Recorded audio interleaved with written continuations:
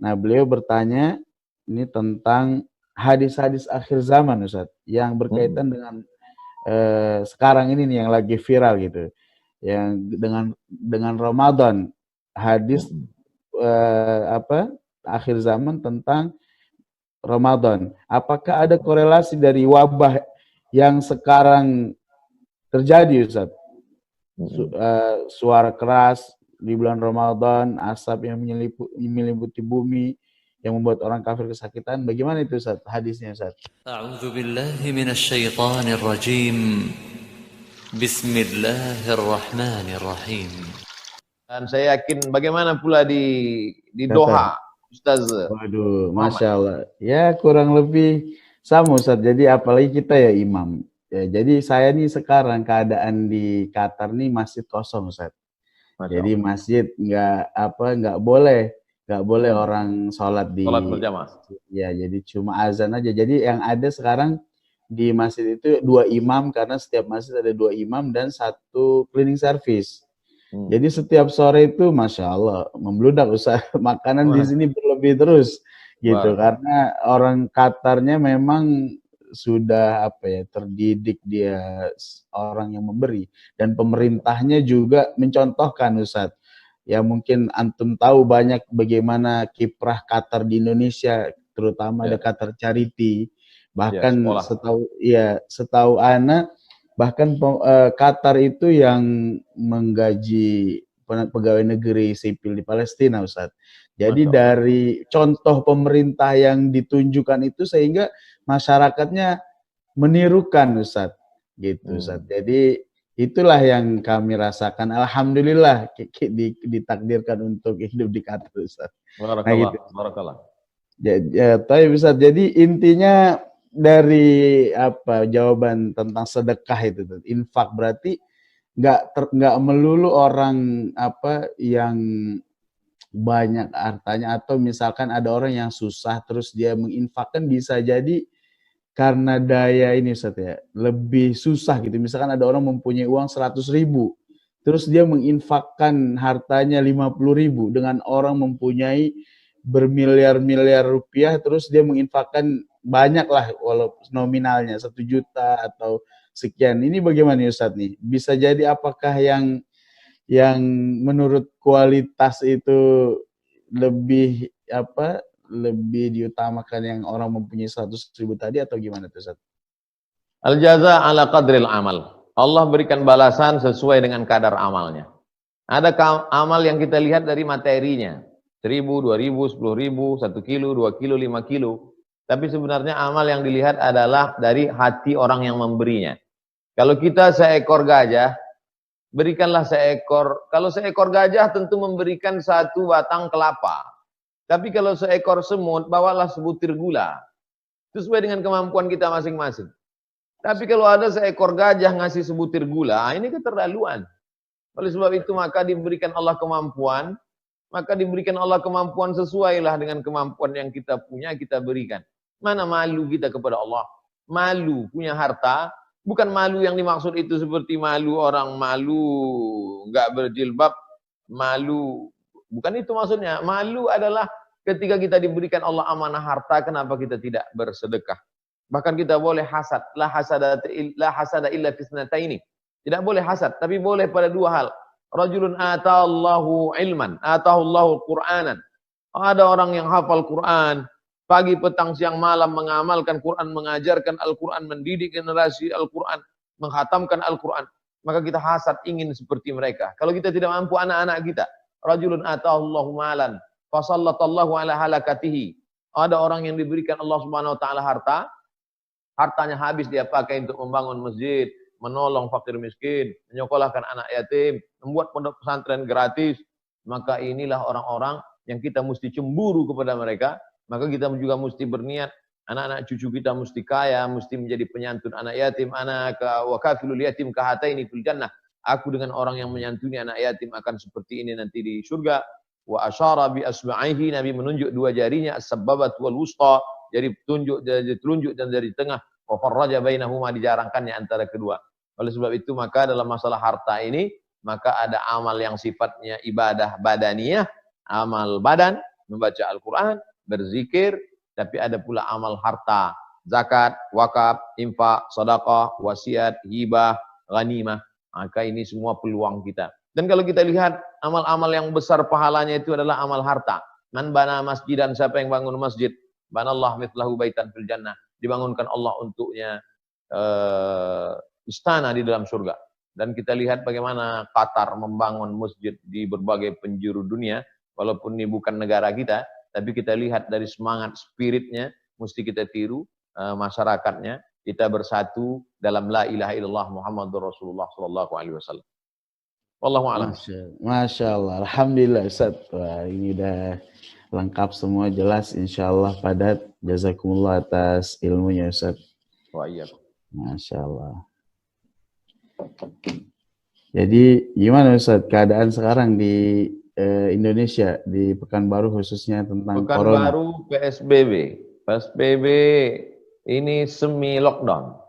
Oh, Masya Jadi Allah. kita tetap di rumah, aktivitas keluar yang amat sangat penting. Mudah-mudahan Allah, mohon doa dari Ustadz di Qatar dan masyarakat Qatar. Mudah-mudahan kita dilepaskan dari wabah corona ini, insya Allah. Amin ya Rabbal Alamin. Berapa jumlah masyarakat kita di Qatar, Ustaz? Kurang lebih ada 30-an ribu, 38 atau 39.000 Ustaz. Jadi di Qatar ini masyarakat Indonesia lumayan banyak dan banyak juga yang kerja di profesional kayak saya nih imam itu ada 70 Ustaz. Ada 70 kurang lebih. Jadi kita statusnya di sini bisa jadi sama dengan pegawai negeri Ustaz. Jadi sampai usia 60 tahun kita bisa bekerja di sini, dikasih kesempatan. Tapi boleh juga berhenti atau misalkan kapan aja mau berhenti. Terus juga ada yang kerja di gas, di minyak gitu Ustaz. Jadi ada juga di pembantu rumah tangga misalkan itu ada juga Ustaz. Gitu. Terus di sini juga ini Ustaz, keadaan sekarang ini di Qatar ini tentang corona nih Ustaz. Jadi bagaimana keadaan di sana, apa lockdown atau social distancing gimana? Nah iya, jadi di sini bisa dikatakan semi lockdown Ustaz. Walaupun sekolah kerja itu kebanyakan di rumah, terus masjid juga ditutup, tadi juga sholat Jumat nggak ada, dan toko-toko semua ditutup kecuali supermarket. Supermarket yang dibuka dan tidak boleh keluar bersama keluarga. Jadi kayak misalkan saya aja nggak boleh bawa istri atau anak-anak gitu Ustaz. Terus kalau sholat misalkan, jadi di sini tuh kalau ada pelanggaran sanksinya berat Ustaz. Kayak misalkan sholat nih ada pengumuman dari pemerintah, kalau kan udah dilarang di masjid sholat. Jadi kalau ada yang maksa sholat di parkiran masjid, maka dia didenda. Nah kurang lebih itu 200 ribu Qatar rial itu kalau dirupiahkan itu sama dengan 800 juta Ustaz. Jadi besar. Jadi itu di sini tuh makanya kalau peraturan itu selalu ditegakkan itu Ustaz. Ada kepastian hukum. Iya, ada kepastian hukum. Jadi kayak mobil misalkan di sini nggak ada tilang menilang, jadi langsung kamera langsung kalau dia kena langsung bayar kayak gitu. Jadi ya bagus lah penegakan hukumnya gitu Ustaz. Nah terus ada pun jumlah corona yang kasus gitu ya, terinfeksi corona di sini ada lumayan besar Ustaz, 18.890. Gitu. Tapi kematiannya tidak banyak Ustaz, cuma 12 orang. 12 orang, jadi persentasenya nggak sampai 10%, 3% pun nggak sampai gitu Ustaz. Nah terus ya keadaan sekarang alhamdulillah sekarang membaik lah Ustaz daripada sebelumnya. Bagaimana masyarakat Indonesia, kajian keagamaan, apa ada pertemuan berkala masyarakat Indonesia? Benar, ya Masya Allah itu Ustaz yang ditunggu. Jadi apa di Qatar ini biasanya kalau hari-hari normal, biasanya kita mendatangkan Ustadz. Nah itu tadi dari IMSKA, organisasi di bawah KBRI. Jadi KBRI itu ada namanya Permika. Pertama Permika itu Persatuan Masyarakat Indonesia di Qatar. Nah di bawah Permika itu salah satunya IMSKA, Indonesian Muslim Society in Qatar. Nah itu setiap bulan Ramadan biasanya mendatangkan 2 ustadz, gitu Ustaz. Mendatangkan 2 ustadz untuk safari Ramadan, gitu. Biasanya di sini kan orang Indonesia berpecah Ustaz. Ada yang di Doha, ada juga sebagian besar itu di wilayah yang dekat dengan tempat gas itu Ustaz. Jadi di sana itu namanya di Al-Khor. Nah, jadi terpecah kumpulan orang-orang Indonesia di Qatar itu Ustaz. Ya. Sehingga biasanya Ustadz yang ke sini itu nanti sehari di Doha, nanti ada di namanya Masaid, ada di Al-Khor. Seperti itu kegiatan kita. Kami berharap di Indonesia sekarang amat sangat kesulitan, banyak PHK, banyak kantor tempat bekerja di swasta yang tutup.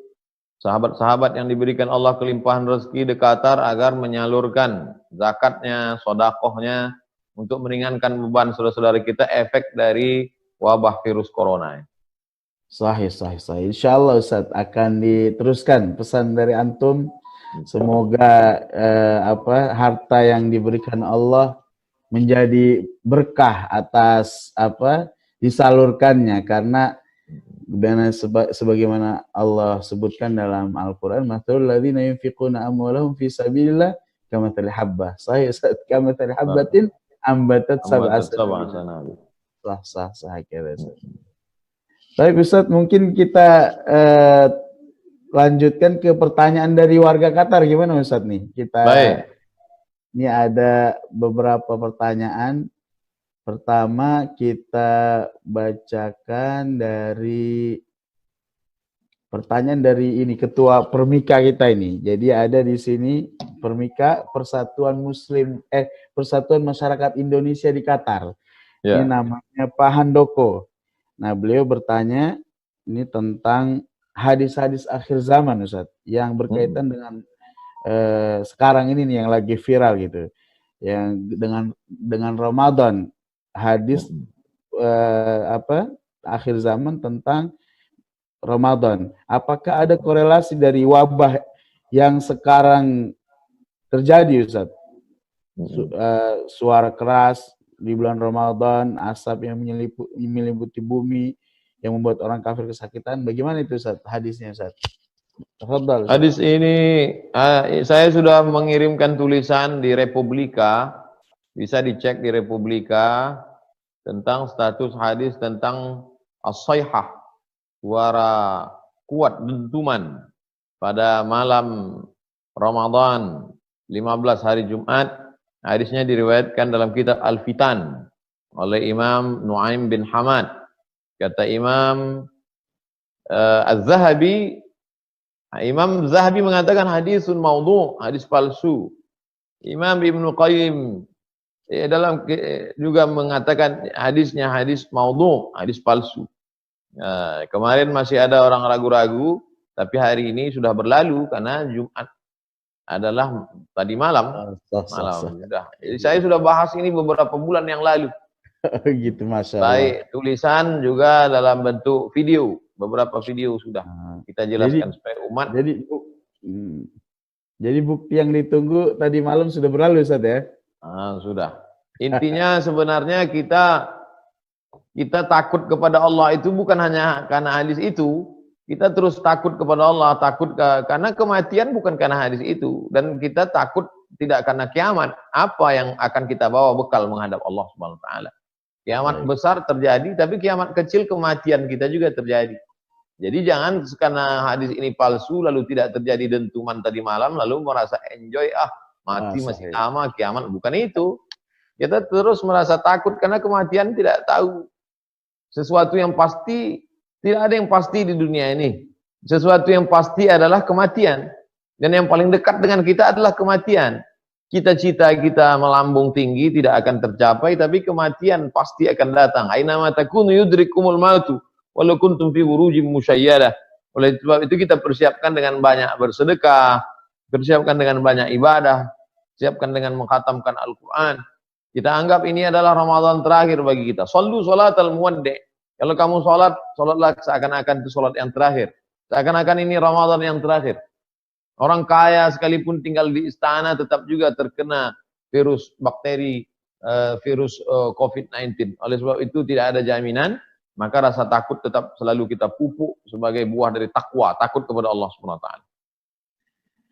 Baik Ustaz, Masya Allah, Barakallahu Fik. Sekarang ini Ustaz, kita ada pertanyaan yang kedua dari Pak Imran. Nah, Pak Imran ini bekerja sebagai engineer di Qatar Airways Ustaz. Jadi beliau tinggal di Doha. Nah ini pertanyaannya yaitu saya mau tanya masalah fidyah gitu. Karena ayah saya sudah nggak mampu berpuasa Ustaz, karena usianya sudah 87 tahun. Dan kondisi kesehatannya juga menurun. Pertanyaannya bagaimana aturannya untuk fidyah ini? Dan apakah harus diselesaikan sebelum Idul Fitri? Kemudian apakah boleh fidyah ini diganti dengan uang?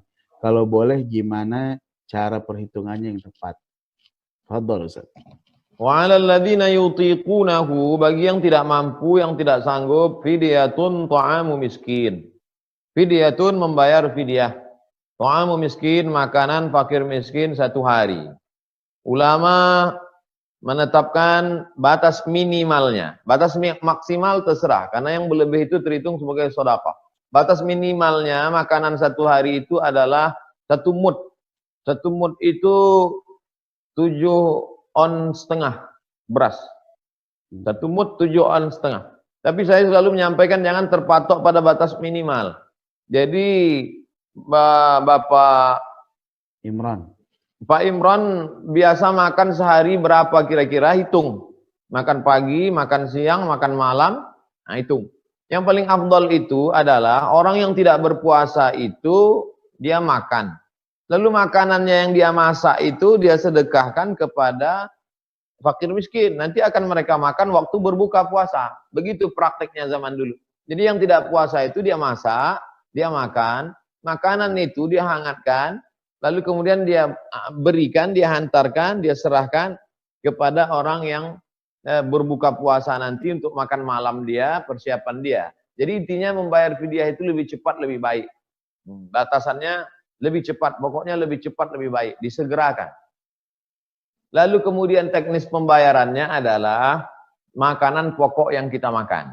Tapi andai kita tidak mampu, kita bayarkan dalam bentuk uang. Dalam mazhab Hanafi, zakat fitrah pun bisa dibayarkan dalam bentuk uang. Nah, jadi kalau kesulitan, Bapak Imran bisa transfer dari Doha, diserahkan, atau keluarga yang ada di sana membelikan beras, diberikan beras, tapi yang paling afdal adalah porsi. Bapak Imran hitung 1 hari porsi makan berapa. Kalau kami di Pekanbaru, makan pagi mungkin sarapan 20.000, makan siang 2.30, makan malam, itu lebih bagus, lebih afdal. Jangan gunakan batas minimal yang 1 mud 7,5 on tadi. Saya kira itu tentang batas pembayaran, tentang teknis pembayaran, dan kemudian afdalnya. Wallahu a'lam. Baik Ustaz. Ini pertanyaan selanjutnya Ustaz dari satu rumpun Ustaz, dari Pekanbaru juga. Orang kerja di Qatar tapi dari Pekanbaru juga. Ya. Ibu Kiki. Pertanyaannya itu, Assalamualaikum Ustaz, saya mau bertanya, bolehkah di saat kita berdoa kepada Allah, kita mengungkapkan rasa sakit kita kepada seseorang, misalnya seorang yang menghina kita gitu Ustaz, jadi karena sakit hati, mungkin mendoakan sambil dia mengungkapkan rasa sakitnya kepada Allah terhadap orang tersebut, gimana Ustaz? Mengadu kepada Allah Subhanahu wa taala baik.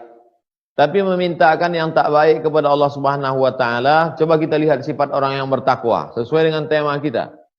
Insyaallah. Apa itu sifat orang yang bertakwa setelah dia mampu bersedekah pada saat lapang dan sempit? Wal kaziminal ghaiz, menahan amarah. Makna asal kata makna kazim artinya kazim menyimpan air dalam kulit kambing. Dulu sebelum ada wadah, mereka menyimpan air itu dalam kulit kambing yang dijahit. Sebagaimana air tidak tumpah dari kulit kambing, begitulah amarah itu tidak meledak keluar. Setelah kita mampu menahan amarah, wal afina 'anin nas, memaafkan orang lain. Oleh sebab itu, Ibu, kalau ada marah dalam hati, tahan.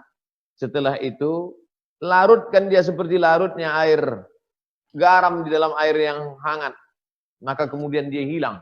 Afina 'anin nas, memaafkan orang lain. Oleh sebab itu, kalau kita marah, kita doakan dia. Bayangkan wajah orang yang menzolimi, menghina kita itu, lalu mintakan kepada Allah, beri dia hidayah, panjangkan umurnya, sehatkan dia, jadikan dia istiqomah, anak-anak keluarganya. Memang berat. Di awal-awal itu kita berat. Tapi setelah itu kita lepaskan, dia akan larut. Karena marah, dendam, kesumat hanya akan menggumpal menjadi penyakit batin saja. Lepaskan. Menahan makan sudah, menahan minum sudah, menahan hawa nafsu sudah, menahan lidah sudah. Ada satu lagi, menahan marah. Ini ujian buat ibu dan buat kita semua. Mudah-mudahan kita termasuk orang yang mampu. Sifat yang ketiga dan keempat takwa. Sifat kedua dan ketiga yaitu menahan amarah dan memberikan maaf. Wallahu a'lam bishawab. Amin ya rabbal alamin. Tapi Ustaz, ini pertanyaan terakhir. Yang terakhir yaitu dari Bapak Abdul Muid. Bagaimana jika anak menjadi imam sholat? Nah, ini menjadi imam sholat tarawih di masa pandemik ini, Ustaz. Jadi sekarang ini banyak imam-imam dadakan, Ustaz. Karena udah nggak sholat di masjid lagi. Bagaimana jika anak yang menjadi imam sholat belum balik? Sebab bacaan Quran dia lebih bagus mungkin dari orang tuanya. Serta dia banyak hafalannya. Dan rukun-rukun sholatnya juga sudah baik gitu. Apakah sah anak yang belum balik ini mengimami orang tuanya gitu, Ustaz? Tafadhal, Ustaz. Kata Nabi SAW, yang paling afdal menjadi imam itu adalah aksaruhum Qur'anan. Orang yang paling banyak hafalannya. Lalu kemudian di antara sahabat-sahabat Nabi dalam keadaan musafir, ada satu orang yang paling banyak hafalannya, dia maju ke depan. Dia yang maju ke depan menjadi imam. Dan ketika itu umurnya sita sinin, 6 tahun. Au sab'a. Dalam hadis itu disebut sita wa sab'a, 6 atau 7 tahun. Sampai-sampai makmum yang di belakang ibu-ibu mengatakan, apa enggak ada kain untuk menutup ista? Ista itu mohon maaf bagian belakang yang terbuka. Nah, itu menunjukkan dalam hadis itu komentar mazhab Syafi'i, hujjatun inda Syafi'iyah ala jawazil imam al-mumayyiz. Ini menjadi hujjah dalam mazhab Syafi'i tentang bolehnya anak kecil yang sudah mumayyiz.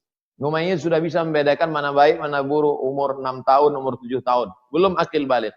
Oleh sebab itu kalau dia suci, wudu, taharahnya sempurna, hafalannya banyak, bacaannya bagus, walaupun dia belum akil balik, dia jadi imam. Video lengkapnya ada di YouTube, tulis tutorial Ramadan.